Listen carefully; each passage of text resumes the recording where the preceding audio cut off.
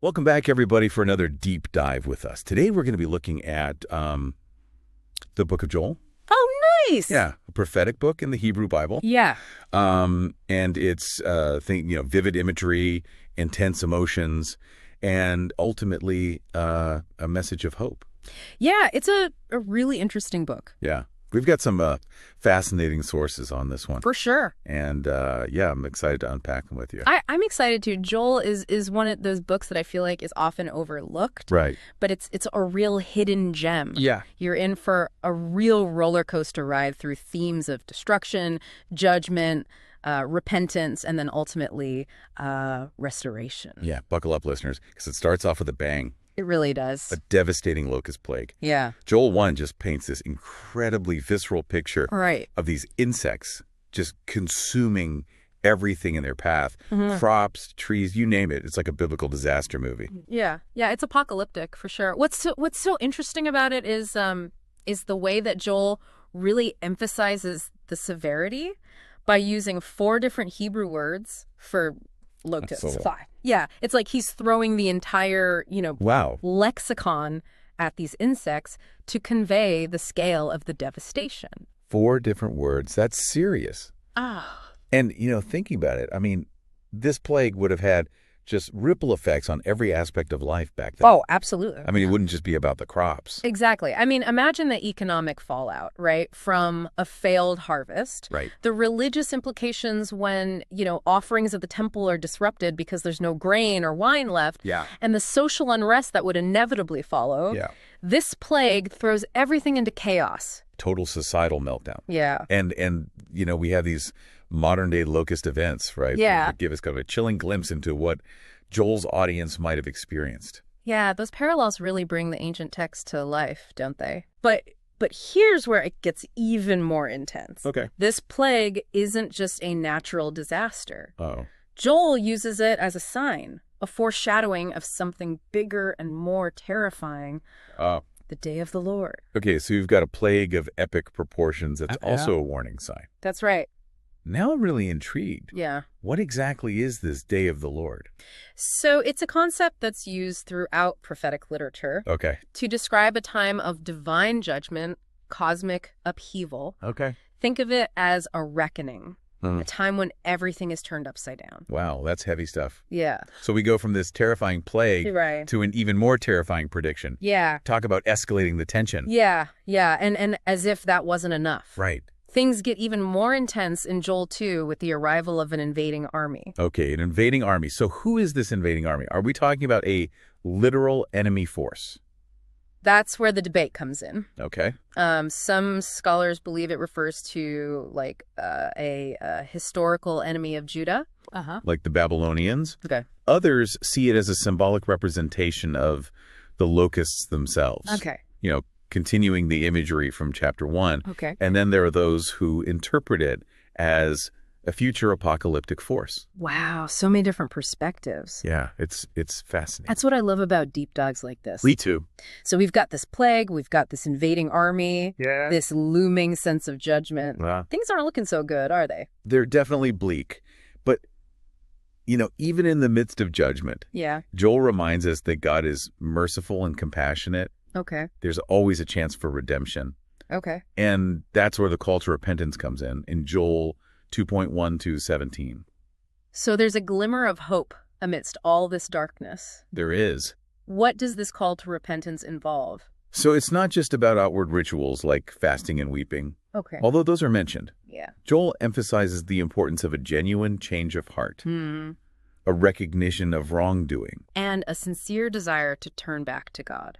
So it's about truly understanding the severity of the situation Yeah. and making a genuine effort to change course. Exactly. This concept of repentance is deeply rooted in Jewish theology. Yeah. It's the idea that even when we stray, Mm-hmm. God is always ready to welcome us back Yeah, if we are truly sincere. that's a powerful message. Is So there's a way out of this mess, yeah. a path towards forgiveness and restoration. Mm-hmm. What happens next? Well, this is where things start to look up. Okay. In Joel 2.18:27, we see God's incredible response to the people's repentance. Let's hear it. What does this response look like? He responds with a promise of restoration and renewal. Okay. It's like a complete 180 from the devastation we saw earlier. After all that doom and gloom, Yeah. I'm ready for some good news. Tell me more about this restoration. So Joel paints this incredible picture of abundance and prosperity, overflowing grain, wine, and oil. Okay. The land is literally bursting with blessings. It's a powerful testament to God's faithfulness to his people. It's amazing how he takes us from these, like, barren, locust-ridden landscapes Right. to this image of, like, overflowing harvests. Yeah. Talk about transformation. Yeah. But it goes beyond the physical, right? Absolutely. Yeah. In verses 28-32, we encounter one of the most significant passages in Joel, Okay. the outpouring of the Spirit. This is ringing a bell. Didn't Peter quote this passage on the day of Pentecost in the book of Acts? You got it. Yeah, it's a crucial link between the Old and New Testaments. Okay. Joel foretells this incredible event where God's Spirit is poured out on all people, Yeah. regardless of their age, gender, or social status. Wow. Sons and daughters prophesying, young men seeing visions, even servants receiving the Spirit. Wow. It's a radical democratization of God's power and presence. It's like a spiritual earthquake, Yeah. shaking up the old order Right. and empowering everyone to participate in God's work. Yeah. And the fact that this prophecy was partially fulfilled at Pentecost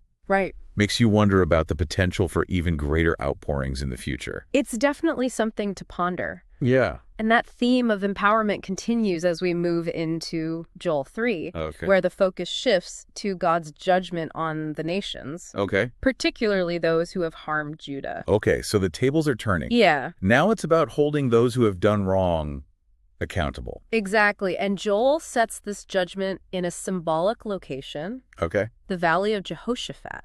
The Valley of Jehoshaphat. That name sounds familiar. It means the Lord has judged in Hebrew. Oh, okay. So the name itself sets the stage for this dramatic scene of divine reckoning. So who are these nations being judged? The text mentions Tyre, Sidon, Philistia, Okay. nations that had historical conflicts with Judah. Right. They're accused of exploiting God's people, Yeah. dividing their land, Yeah. and even selling them into slavery. Wow. These are serious offenses with serious consequences. It sounds like a long list of injustices committed against Judah. It- What happens to these nations? Joel describes a very vivid scene of war and destruction. Good. It's a powerful reminder that our choices have consequences. This section is pretty intense. I can see why some people interpret it as a description of a future final judgment. Yeah. It feels very cosmic in scope. It certainly has those overtones, Yeah. but even if we interpret it more symbolically, the core message remains the same. Okay. God is a God of justice. So there's a balancing of the scales, a righting of wrongs. Precisely. And just as the book began with devastation, Right. it ends with hope and restoration. Okay. This time, not just for Judah, but for all creation. You're talking about that beautiful passage in Joel 3.17-21, right? The one with the mountains dripping with wine That's the one. and hills flowing with milk. It's such a stark contrast to the earlier scenes of desolation. It is. It's a stunning image of abundance, fertility, and peace. Yeah. Joel is showing us that even after the most difficult trials, Yeah. renewal and transformation are possible. And this time, it feels even more permanent, like a lasting peace. You're picking up on a key point. Yeah.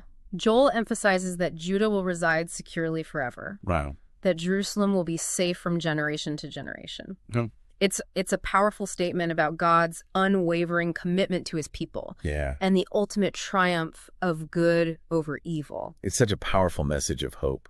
We journeyed from a land ravaged by plagues and invasions All right. to this vision of everlasting peace and abundance.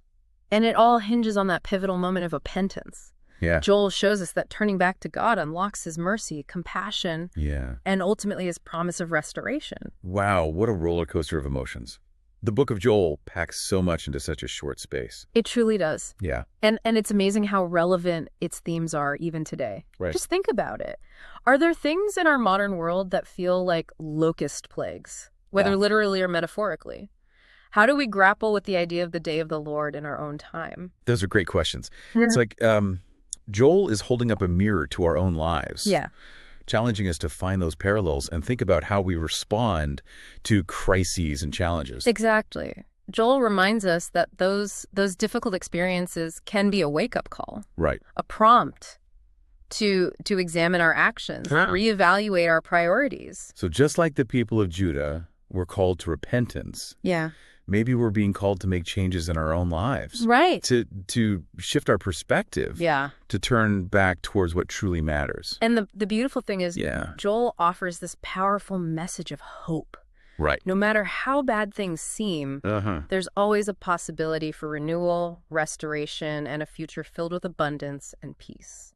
I love that. It's a reminder that even when we feel overwhelmed, there's always a path forward. Yeah. And that image of mountains dripping with wine, hills flowing with milk. Right. It's such a powerful symbol of the transformation that's possible. Yeah. When we align ourselves with the greater purpose. It really captures the essence of Joel's message, doesn't it? It's a vision of hope and abundance that we can all strive for. This deep dive has been incredible. Yeah, it has. The book of Joel is so much more than just a collection of prophecies. Right. It's a guidebook for navigating life's challenges. Yeah. A reminder that even in the darkest of times, hope and restoration are always possible. It's been a pleasure exploring it with you. And to our listeners, we hope this deep dive has inspired you to take a closer look at the book of Joel yourself. Yes. There's so much to discover. Until next time, keep exploring, keep questioning, and keep diving deep. Thanks for joining us on the deep dive.